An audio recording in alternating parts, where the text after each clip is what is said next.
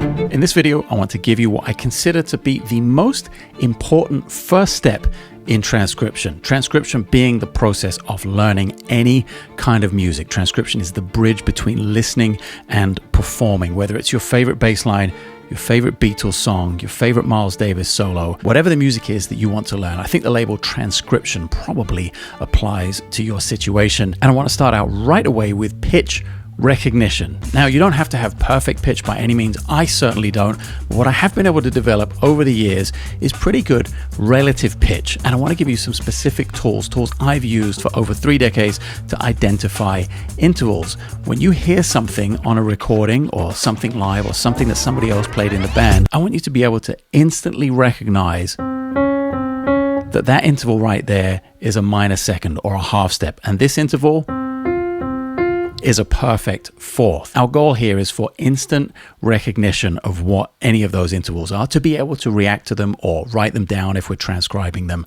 from a recording. So let's start out with that half step, the classic way to remember a half step. I'm sure everyone knows the movie Jaws, that famous John Williams. That's a half step. That's a really easy way of remembering a half step. Now here, as with all of these examples I'm going to give, they're completely exposed. They'll just be 2 notes with no harmonic context. But what we're aiming for is that if we were to put that in some harmonic context, or no matter what the harmonic context is, I want you to still be able to pick out the fact that that is a half step and is Jaws. And we move on to a whole step, something I think everyone will be able to recognize watching this video.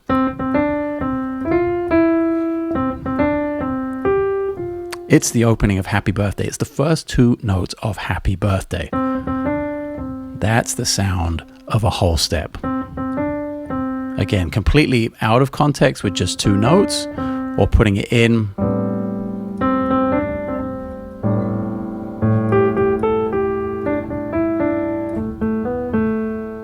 Putting it in some harmonic context. I want you to be able to hear and just grab those first 2 notes, and you've got yourself a whole step. For a minor third,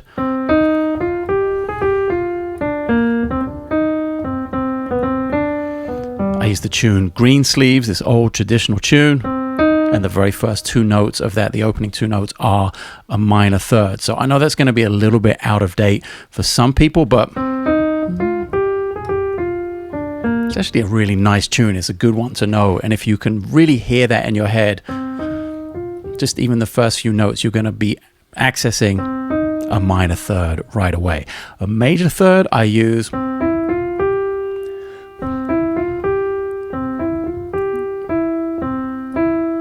when the Saints go marching in, something, again, I'm sure most people watching this will have heard before.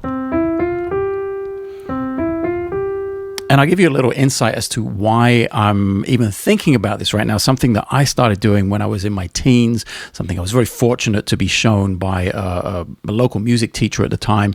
I'm in the middle of writing a book all about transcription. It's called How to Transcribe. As of the uploading of this video, I'm right at the very end of the process of writing the book.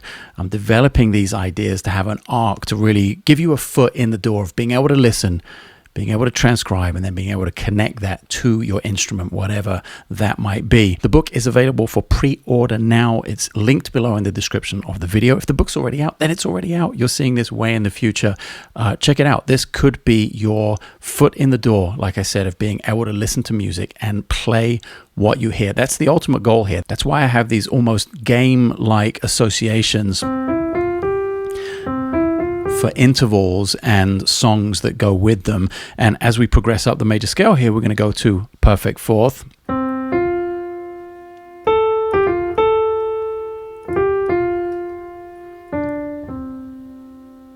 The perfect fourth, Amazing Grace. And we'll kind of push through these a little bit here. I'm going to give you a couple of options on the tritone, the most dissonant of them all, I think, and one you may recognize in popular culture, The Simpsons. And I would urge you to go listen to that opening theme of The Simpsons, where it uses that tritone, and also the use of, in the context of a tonal center of C major, it's using F sharp, has a Lydian sound, and that's in the melody.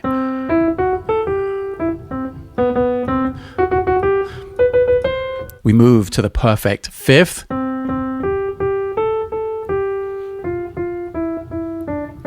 It's Twinkle, Twinkle, Little Star. We're into the nursery rhyme mode. I'm a dad to a very young daughter. This is very much in my wheelhouse right now. And again, the first two notes of the theme, the opening of the melody, get you to this interval of a perfect fifth. Now, we've talked a little bit before about those being two completely exposed notes with no harmonic context, and then of course putting those in context, that interval of a fifth. That recognition will come later, adding the harmonic context. What we haven't done is really talked about whether these are closed intervals, intervals that are a half step, whole step, or minor third apart, or whether they're wide intervals. I think that's also another great subcategory of pitch recognition to understand, especially if you're hearing the notes together rather than in a melody. So there's not only pitch recognition in terms of two separate notes, there's pitch recognition in terms of what is the interval when those two notes are played together. And then this may sound simple, this may sound silly, like does this note go up or go down? But it's really useful to have that instinct to know that that interval went down and that interval went up. So just be aware of those things as you go through this process, as you're listening to music you love, as you're trying to pick out those ideas and get them into your playing. All of these basic elements are your building blocks to being a better listener, a better transcriber, and ultimately a better player. So now we get to the minor sixth. You may recognize this piece of music. That's Scott Joplin. That's the opening of The Entertainer. It's not technically the first two notes of the melody in this case because there's a little chromatic pickup, but it's this. It's that interval that keeps being repeated that can get you to the minor sixth. There are, of course, many examples for each of these intervals. And if you know one that suits you better, that you're more attached to, by all means, use it. Get your own list of songs that help you recognize these intervals the best. This is just a starting point. These are some of the ones I've used over the years. And of course, for that minor sixth, for any Star Wars fans out there,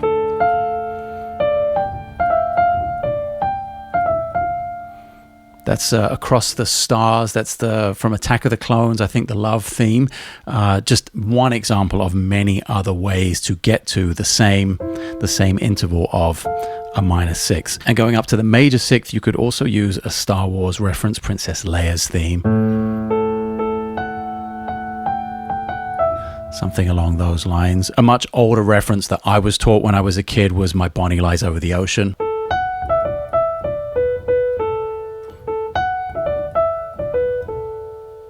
It all depends on your generation, I guess. And as we get up to the minor seven interval, Leonard Bernstein, West Side Story, that's Somewhere. Now we get to the major seven. This is a little bit of a dissonant one.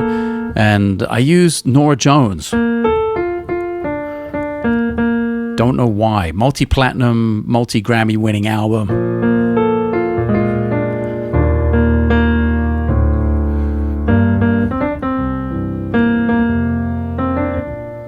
And there it is. The first two notes of the melody.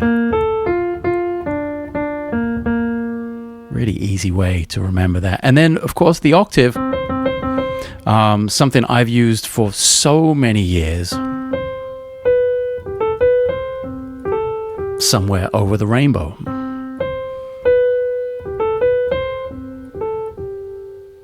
From Wizard of Oz, it's become somewhat of a standard. I've played that tune as a jazz musician many times over the years, and it's always kind of stuck with me as the go-to, like, oh, that's what an octave sounds like. So there you have 12 options for all of the intervals in the chromatic scale.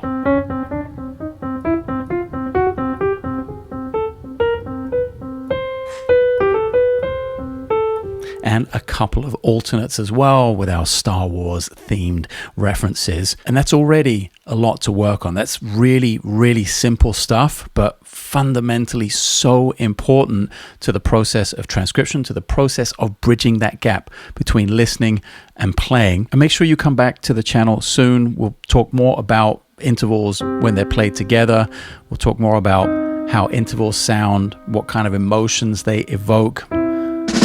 And we'll start adding harmonic context to all of these ideas to help train your ear and ultimately help you have so much more fun, be more relaxed, be more aware of what's going on around you, make you a better musician, make you that musician that people are like, oh, that cat can really hear everything. We'll have them back anytime, because it's so much more fun working with a musician like that. And it's so much more fun discovering music as the musician yourself. You have a lot faster access to things than if you didn't understand all of the stuff we've been talking about in this video. Don't forget, the new book, How to Transcribe, is available for pre-order. Everything is linked in the description below. Appreciate you spending some of your insanely precious time with me talking about music, talking about intervals, talking about transcription. And I'll see you soon. Hey up.